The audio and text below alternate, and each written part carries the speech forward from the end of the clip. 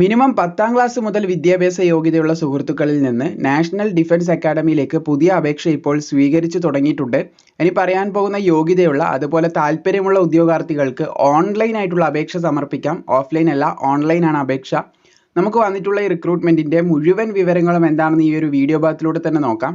NDAയിലേക്ക് പുതിയൊരു വിജ്ഞാപനം ഇപ്പോൾ ഓൺലൈനായിട്ട് ക്ഷണിച്ചിട്ടുണ്ട്. യോഗ്യതയുള്ള വനിതകൾക്കും പുരുഷന്മാർക്കും ഒരുപോലെ ഈ തസ്തികയിലേക്ക് ഇപ്പോൾ അപേക്ഷിക്കാൻ സാധിക്കുന്നതാണ്.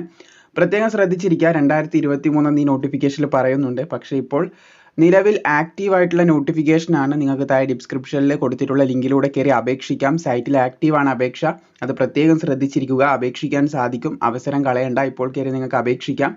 അപ്പോൾ അപേക്ഷ തുടങ്ങിയിട്ടുള്ളത് ഏകദേശം ഈ മാസം, അതായത് ജാനുവരി മാസം 27-നാണ് അപേക്ഷ തുടങ്ങിയിട്ടുള്ളത്. അവസാന ഡേറ്റ് പ്രത്യേകം ശ്രദ്ധിച്ചിരിക്കുക. ഫെബ്രുവരി മാസം ഏകദേശം നിങ്ങൾക്ക് 16-ാം തീയതി വരെ, ഫെബ്രുവരി 16, 2024 വരെ നിങ്ങൾക്ക് ഓൺലൈൻ അപേക്ഷ സമർപ്പിക്കാൻ സാധിക്കുന്നതാണ്. ഓൺലൈനായിട്ടാണ് അപേക്ഷിക്കേണ്ടത്. അടുത്ത മാസം 16-ാം തീയതിയാണ് ലാസ്റ്റ് ഡേറ്റ്, അത് പ്രത്യേകം ശ്രദ്ധിച്ചിരിക്കുക. ഇനി ഇതിൻ്റെ സെലക്ഷൻ പ്രോസസ്സ്, അതുപോലെ തന്നെ വന്നിട്ടുള്ള പോസ്റ്റ്, അതിൻ്റെ ക്വാളിഫിക്കേഷൻ, ഏജ് ലിമിറ്റ് തുടങ്ങിയ കാര്യങ്ങൾ നോക്കാം. ആദ്യം തന്നെ ലോവർ ഡിവിഷൻ ക്ലർക്കാണ്, LDC എന്ന് പറയും.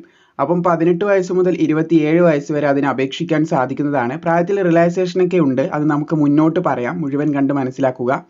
അപ്പോൾ 18 വയസ്സ് മുതൽ 27 വയസ്സ് വരെയുള്ളവർക്ക് അപേക്ഷിക്കാം. +2 ആണ് വിദ്യാഭ്യാസ യോഗ്യത. ഇതിന് സ്കിൽ ടെസ്റ്റ് ഉണ്ടാകുന്നതാണ്. 35 വേർഡ് പെർ മിനിറ്റിൽ ഇംഗ്ലീഷ് ടൈപ്പ് ചെയ്യാൻ സാധിച്ചിരിക്കണം കമ്പ്യൂട്ടറിൽ. അല്ലാത്ത പക്ഷം 30 വേർഡ് പെർ മിനിറ്റിൽ ഹിന്ദി ടൈപ്പ് ചെയ്യാൻ സാധിച്ചിരിക്കണം എന്നും കൂടി പറഞ്ഞിട്ടുണ്ട്. ഏതെങ്കിലും ഒന്ന് സാധിക്കുമെങ്കിൽ നിങ്ങൾക്ക് അപേക്ഷിക്കാൻ സാധിക്കുന്നതാണ്. പിന്നെ സ്റ്റെനോഗ്രാഫർ ഗ്രേഡ് 2 ഉണ്ട്. 18 വയസ്സ് മുതൽ 27 വയസ്സ് വരെയുള്ളവർക്ക് അപ്ലൈ ചെയ്യാം. +2 ഉണ്ടായിരിക്കണം. സ്കിൽ ടെസ്റ്റ് പറയുന്നുണ്ട്. ഡിറ്റേഷൻ ഉണ്ട്, 10 മിനിറ്റ്സ് അറ്റ് 80 വേർഡ് പെർ മിനിറ്റിൽ ചെയ്യേണ്ടതായിട്ടുണ്ടെന്ന് ശ്രദ്ധിച്ചിരിക്കുക. പിന്നെ ട്രാൻസ്ക്രിപ്റ്റ് ചെയ്യേണ്ടതായിട്ടുണ്ട്. 50 മിനിറ്റിൽ ഇംഗ്ലീഷോ അല്ലെങ്കിൽ 65 മിനിറ്റിൽ ഹിന്ദിയോ കമ്പ്യൂട്ടറിൽ ചെയ്യേണ്ടതായിട്ടുണ്ടെന്ന് ശ്രദ്ധിച്ചിരിക്കുക. അപ്പോൾ സ്റ്റെനോഗ്രാഫീൻ്റെ ഒരു ബേസിക് നോളജ് ഉണ്ടായിരിക്കണമെന്ന് ശ്രദ്ധിച്ചിരിക്കുക. അടുത്ത തസ്തിക ട്രാക്സ്മാൻ ആണ്. 18 to 27 വയസ്സ് വരെയുള്ളവർക്ക് അപ്ലൈ ചെയ്യാൻ സാധിക്കും. +2 ആണ് വിദ്യാഭ്യാസ യോഗ്യത. പിന്നെ ഡിപ്ലോമ, ട്രാക്സ്മാനിലുള്ള ഡിപ്ലോമ 2 വർഷത്തെ ഡ്യൂറേഷനാണ് പറഞ്ഞിട്ടുള്ളത്, ചെയ്തിട്ടുണ്ടാവണം. അപ്പം +2 ഡിപ്ലോമ ഉള്ളവർക്ക് അപേക്ഷിക്കാം. ഇനി ഈ യോഗ്യത ഇല്ലാത്തവർക്ക് ITIയും, അതായത് ട്രാക്സ്മാനിൽ ITIയും പിന്നെ 2 വർഷത്തെ എക്സ്പീരിയൻസ് ഒരു ഓർഗനൈസേഷൻ്റെ കീഴിൽ നിന്നുണ്ടെങ്കിൽ അപേക്ഷിക്കാം. ഈ പറഞ്ഞ 2 മെത്തേഡിൽ ഏതെങ്കിലും ഒരു യോഗ്യത ഉണ്ടായാൽ മതി അപേക്ഷിക്കാനെന്ന് ശ്രദ്ധിച്ചിരിക്കുക. പിന്നെ സിനിമ പ്രൊജക്ഷനിസ്റ്റ് ആണ്. അപ്പോൾ അതിന് 18 to 25 വയസ്സ് വരെ അപേക്ഷിക്കാം. ഗ്രേഡ് 2 ആണ്. +2 പാസ്സായിരിക്കണം എന്നാണ് പറഞ്ഞിട്ടുള്ളത് അപേക്ഷിക്കാനായിട്ട്. പിന്നെ 2 ഇയർ എക്സ്പീരിയൻസ് ഏതെങ്കിലും ഒരു ഓർഗനൈസേഷൻ്റെ കീഴിൽ നിന്ന് സിനിമ പ്രൊജക്റ്റ് ചെയ്യുന്നതും കാര്യങ്ങളൊക്കെ ആയിട്ടുള്ള തിയേറ്ററിലോ മറ്റെവിടെയെങ്കിലും വർക്ക് ചെയ്തിട്ടുണ്ടെങ്കിൽ അപ്ലൈ ചെയ്യാൻ സാധിക്കും. അതിൻ്റെ ഒരു എക്സ്പീരിയൻസ് സർട്ടിഫിക്കറ്റും കാര്യങ്ങളും അല്ലെങ്കിൽ അതിൻ്റെ ഒരു ഇതൊക്കെ ഉണ്ടെങ്കിൽ നിങ്ങൾക്ക് വളരെ പെട്ടെന്ന് അപ്ലൈ ചെയ്യാൻ സാധിക്കുന്നതാണ്. അപ്പം കുക്ക് തസ്തികയുണ്ട്. 18 to 25 വയസ്സ് വരെയുള്ളവർക്ക് അപേക്ഷിക്കാൻ സാധിക്കുന്നതാണ്. +2 ആണ് വിദ്യാഭ്യാസ യോഗ്യത എന്ന് ശ്രദ്ധിച്ചിരിക്കുക. പിന്നെ 2 വർഷത്തെ എക്സ്പീരിയൻസ് ഏതെങ്കിലും ഒരു റെക്കഗ്നൈസ് ഓർഗനൈസേഷൻ്റെ കീഴിൽ നിന്ന്, അണ്ടർടേക്കിംഗ് ഇൻ ദി ട്രേഡ്. അപ്പോൾ ഏതെങ്കിലും ഒരു റെക്കഗ്നൈസ് ഓർഗനൈസേഷൻ്റെ കീഴിൽ നിന്ന് നിങ്ങൾക്ക് കുക്കിങ്ങിലുള്ള ഒരു എക്സ്പീരിയൻസും കാര്യങ്ങളൊക്കെ ഉണ്ടായിട്ടുണ്ടെങ്കിൽ വളരെ പെട്ടെന്ന് നിങ്ങൾക്ക് അപേക്ഷിക്കാൻ സാധിക്കുന്നതാണ്. ഇനി +2 അതുപോലെ തന്നെ എക്സ്പീരിയൻസ് ഇല്ലാത്തവർക്ക് ITI സർട്ടിഫിക്കറ്റ് കുക്കിങ്ങിലുണ്ടെങ്കിൽ അപേക്ഷിക്കാം. 2 ഇയർ എക്സ്പീരിയൻസും ഇവിടെ ആവശ്യമാണെന്ന് ശ്രദ്ധിച്ചിരിക്കുക. അതുപോലെ തന്നെ ഇവിടെ നിങ്ങൾക്ക് കാണാൻ സാധിക്കും കമ്പോസിറ്റർ കം പ്രിൻ്റർ എന്ന് പറഞ്ഞിട്ടുള്ള ഒരു തസ്തിക വന്നിട്ടുണ്ട്. അതിലേക്ക് അപേക്ഷിക്കാനായിട്ട് 18 to 25 വയസ്സ് വരെയാണ് പ്രായപരിധി പറഞ്ഞിട്ടുള്ളത്. +2 ഉണ്ടായിരിക്കണം. 2 വർഷത്തെ എക്സ്പീരിയൻസ് ഏതെങ്കിലും ഒരു ഓർഗനൈസേഷൻ്റെ കീഴിൽ നിന്ന് ഉണ്ടായിരിക്കണം. പിന്നെ സിവിലിയൻ മോട്ടോർ ഡ്രൈവർ ആണ്. 18 to 27 വയസ്സ് വരെയുള്ളവർക്ക് അപേക്ഷിക്കാം. +2 ഉണ്ടായിരിക്കണം. അതുപോലെ തന്നെ സിവിലിയൻ ഡ്രൈവിംഗ് ലൈസൻസ് ഉണ്ടായിരിക്കണം എന്ന് പറഞ്ഞിട്ടുണ്ട്. ഹെവി വെഹിക്കിൾ ആണ് പറഞ്ഞിട്ടുള്ളത്, ഉണ്ടായിരിക്കേണ്ടത് ഹെവി ലൈസൻസ് ആണ്. പിന്നെ 2 വർഷത്തെ എക്സ്പീരിയൻസും നിങ്ങൾക്ക് ഉണ്ടായിരിക്കണം എന്ന് പ്രത്യേകം ശ്രദ്ധിച്ചിരിക്കുക. ഏതെങ്കിലും ഒരു ഓർഗനൈസേഷൻ്റെ കീഴിൽ നിന്നോ അല്ലെങ്കിൽ undertaking in driving heavy vehicle, ഏതെങ്കിലും ഒരു ഹെവി വെഹിക്കിൾ ഓടിച്ചിട്ട് 2 വർഷത്തെ എക്സ്പീരിയൻസും കാര്യങ്ങളൊക്കെ ഉണ്ടെങ്കിൽ നിങ്ങൾക്ക് അപേക്ഷിക്കാൻ സാധിക്കും. പിന്നെ കാർപ്പൻ്റർ തസ്തിക വന്നിട്ടുണ്ട്. ഏകദേശം 18 to 25 വയസ്സ് വരെയുള്ളവർക്ക് അപേക്ഷിക്കാം. +2 ഉണ്ടായിരിക്കണം. 2 വർഷത്തെ എക്സ്പീരിയൻസ് ഉണ്ടായിരിക്കണം എന്ന് പറയുന്നുണ്ട് ട്രേഡിൽ തന്നെ. ഇനി അതില്ലാത്ത പക്ഷം ITI പാസ്സായിരിക്കണം കാർപ്പൻ്ററിൽ. പിന്നെ 2 വർഷത്തെ എക്സ്പീരിയൻസ് ഉള്ളവർക്ക് അങ്ങനെയും അപേക്ഷിക്കാൻ സാധിക്കുന്നതാണ്. പിന്നെ ഫയർമാൻ തസ്തികയാണ്. ഫയർമാനിലേക്ക് അപേക്ഷിക്കാൻ നിങ്ങൾക്ക് 18 to 27 വയസ്സ് വരെ സാധിക്കുന്നതാണ്. 10ാം ക്ലാസ് ഉണ്ടായിരിക്കണം. അതുപോലെ തന്നെ ഡ്രൈവിംഗ് ലൈസൻസിൻ്റെ കാര്യം പറയുന്നുണ്ട്. ഹെവി വെഹിക്കിളിൻ്റെ ഡ്രൈവിംഗ് ലൈസൻസ് ഉണ്ടായിരിക്കണം. Maybe fire engine ഓടിക്കാനായിരിക്കാം.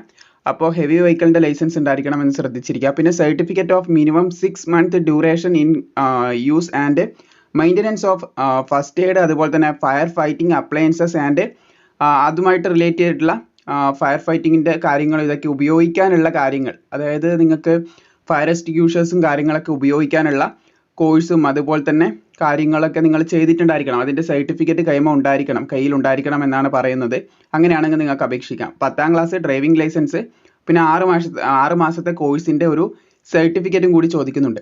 പിന്നെ അതിൻ്റെ കൂടെ ഫിസിക്കലി ഫിറ്റ് ആയിരിക്കണം. ഫയർമാനാണ് അപേക്ഷിക്കുന്നത്, ഫിസിക്കൽ ഫിറ്റ്നസ് ആവശ്യമാണ്.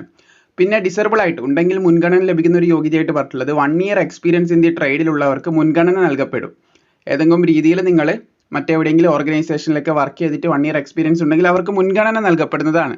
പിന്നീട് അതുപോലെ തന്നെ ഇവിടെ നിങ്ങൾക്ക് ഹൈറ്റ് പറയുന്നത് കാണാൻ സാധിക്കും. ഷൂസ് ഇടാതെ 165 സെൻറ്റിമീറ്റർ ഉയരം വേണം. ആ ഒരു ഉയരത്തിൽ നിന്ന് ഷെഡ്യൂൾഡ് ട്രൈബ്സിന്, അതായത് ST ഉദ്യോഗാർത്ഥികൾക്ക് 2.5 സെൻറ്റിമീറ്റർ ഇളവ് നൽകുന്നുണ്ട്. ചെസ്റ്റ് 81.5 സെൻറ്റിമീറ്റർ വേണം. എക്സ്പാൻഡ് ചെയ്യുമ്പോൾ 85 ആക്കണം. മിനിമം ഭാരം 50 കിലോഗ്രാം വേണം. അതുപോലെ ഇൻഡുറൻസ് ടെസ്റ്റ് ഉണ്ട്. ക്യാരിയിങ് മാൻ, ഒരു മനുഷ്യനെ എടുത്ത് ഓടുന്ന രീതിയാണ് പറയുന്നത്. അത് ഏകദേശം ഫയർമാൻ ലിഫ്റ്റിംഗ് എന്ന് പറയും. അപ്പം 65.5 കിലോ ഭാരമുള്ള ഒരു ഹ്യൂമൻ്റെ ഡെമോയോ അല്ലെങ്കിൽ ഹ്യൂമൻ ആ ഒരു രീതിയിലുള്ള കാര്യമായിരിക്കും നിങ്ങൾ എടുത്തിട്ട് ഓടേണ്ടതായിട്ട് വരിക. ഡിസ്റ്റൻസ് പറഞ്ഞിട്ടുള്ളത് 183 മീറ്റർ 96 സെക്കൻഡിൻ്റെ ഉള്ളിൽ നിങ്ങൾ കംപ്ലീറ്റ് ചെയ്യണമെന്നാണ് പറയുന്നത്. അതുപോലെ തന്നെ ക്ലിയറിംഗ് 2.7 മീറ്റർ വൈഡ് ഡിച്ച് പറയുന്നുണ്ട്. അതായത് ലോങ് ജമ്പ് ആണ് പറയുന്നത്. ലോങ് ജമ്പ് 2.7 മീറ്ററിൻ്റെത് ചാടി കിടക്കേണ്ടതായിട്ടുണ്ട് എന്ന് പറയുന്നുണ്ട്. ബോത്ത് ദി ഫീറ്റ് 2 കാലം കുത്തിയിട്ടാണ് പറയുന്നത്. അതുപോലെ തന്നെ മൂന്നാമത്തത് ക്ലൈംബിംഗ് 3 മീറ്റർ റോപ്പ് ക്ലൈംബിംഗ് ആണ് ഇവിടെ ഉദ്ദേശിച്ചിട്ടുള്ളത്. കൈ ഉപയോഗിച്ചിട്ട് മുകളിലേക്ക് കയറ് പിടിച്ച് കയറുന്നതാണ് ഉദ്ദേശിച്ചിട്ടുള്ളത്. പിന്നെ ടെക്നിക്കൽ അറ്റൻഡൻറ്റ് തസ്തിക വന്നത് കാണാൻ സാധിക്കും.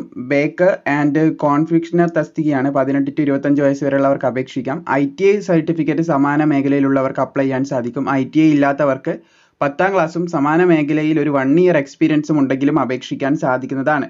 പിന്നെ ടെക്നിക്കൽ അറ്റൻഡൻറ്റ് സൈബർ റിപ്പയറർ തസ്തിക വന്നത് കാണാൻ സാധിക്കും. 18 to 25 വയസ്സ് വരെ അപേക്ഷിക്കാം. ITI മാത്രം മതിയെന്ന് ശ്രദ്ധിച്ചിരിക്കുക. സമാന മേഖലയിൽ ITI ഉള്ളവർക്ക് അപേക്ഷിക്കാൻ സാധിക്കും. ഇനി ITI ഇല്ലാത്തവർക്ക് 10ാം ക്ലാസ്സും സമാന മേഖലയിലുള്ള 1 വർഷത്തെ എക്സ്പീരിയൻസും ഉണ്ടെങ്കിലും അപേക്ഷിക്കാൻ സാധിക്കും. പിന്നെ TA പ്രിൻറ്റിംഗ് മെഷീൻ ഓപ്പറേറ്റർ തസ്തിക വന്നത് കാണാൻ സാധിക്കുന്നതാണ്.